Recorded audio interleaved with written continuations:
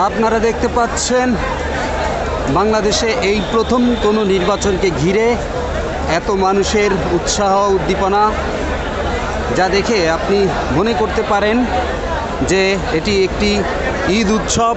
বাংলাদেশে যেসব ঈদ উৎসবে মানুষ, ঘরমুখ মানুষ যেভাবে ভিড় করে বাড়ি যাওয়ার জন্য, ঠিক তেমনইভাবে এই ত্রয়োদশ সংসদ নির্বাচনে মানুষ, গণতান্ত্রিকামী মানুষ, মুক্তিকামী মানুষ, বাংলাদেশের জনগণ তাদের ভোটাধিকার প্রয়োগ করতে নিজ ইচ্ছায় এই 7 সমুদ্র 13 নদী পার হয়ে তার নিজ নিজ অঞ্চলে যাচ্ছেন। আর বর্তমানে আমরা রয়েছি ঢাকা সদরঘাটে। আপনারা দেখতে পাচ্ছেন ঢাকা সদরঘাটে বরিশালগামী যতগুলো লঞ্চ রয়েছে, যেই লঞ্চগুলো সবসময় ঘাটে অলস সময় কাটায়, সেই লঞ্চগুলো কানায় কানায় পরিপূর্ণ। আপনারা দেখতে পাচ্ছেন সুন্দরবন, পারাবত, কুয়াকাটা, মানামি থেকে শুরু করে শুভরাজ থেকে শুরু করে যতগুলো লঞ্চ বর্তমানে বরিশাল রুটে রয়েছে, সবগুলো লঞ্চ কানায় কানায় পরিপূর্ণ। এমনকি দক্ষিণবঙ্গের যতগুলো রুট রয়েছে সব রুটেই প্রত্যেকটা লঞ্চ কানায় কানায় পরিপূর্ণ। এটা বাংলাদেশের ইতিহাসে, বাংলাদেশের নির্বাচনের ইতিহাসে একটা মাইল ফলক হয়ে থাকবে। আর এই ব্যাপক উৎসাহ উদ্দীপনায় যাতে আমরা সকলে আমাদের নিজের ইচ্ছা মতো ভোটাধিকার প্রয়োগ করতে পারি, সেই আশা কামনা আমাদের সকলেরই। দিন শেষে এমন নির্বাচন উপলক্ষে এমন লম্বা ছুটি আর কখনো বাংলার মানুষ দেখেনি। 4টি দিন ছুটি ঘোষণা করা হয়েছে, শুক্র এবং শনিবার সহ, যাতে মানুষ তাদের ভোটাধিকার প্রয়োগ করে ঠিকঠাক মতো এসে তাদের কর্মস্থলে আবার যোগদান করতে পারে।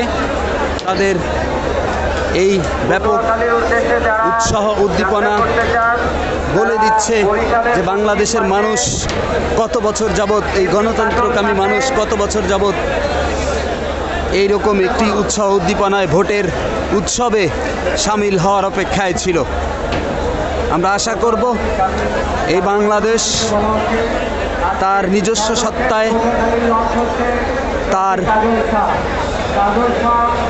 নিজস্ব সত্তায় সগৌরবে গণতান্ত্রিক কাম্য মানুষদেরকে নিয়ে সামনের দিকে এগিয়ে যাবে।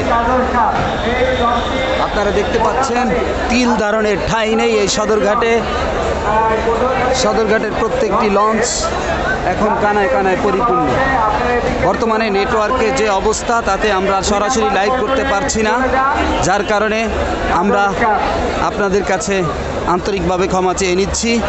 কারণ যেখানে একটি নেটওয়ার্কের সীমাবদ্ধতা রয়েছে, সেইখানে এত লোকের সমাগম যে নেটওয়ার্ক ঠিকঠাক মতো কভারেজ করতে পারছে না।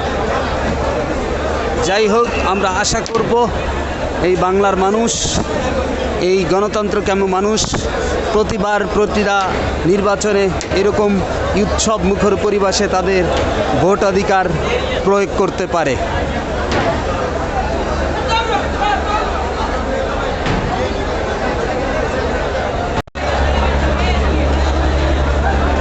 প্রিয় দেশবাসী, আপনাদের জ্ঞাতার্থে আমরা আরও জানিয়ে রাখছি, দক্ষিণ অঞ্চলের বিভিন্ন প্রার্থীগণ, ধানের শীষ, দাঁড়িপাল্লা, বাংলাদেশে যতগুলো রাজনৈতিক দল রয়েছে সব দল থেকেই মোটামুটি কম বেশি লঞ্চের ভাড়া ফ্রি করা হয়েছে, ঘোষণা দেওয়া হয়েছে।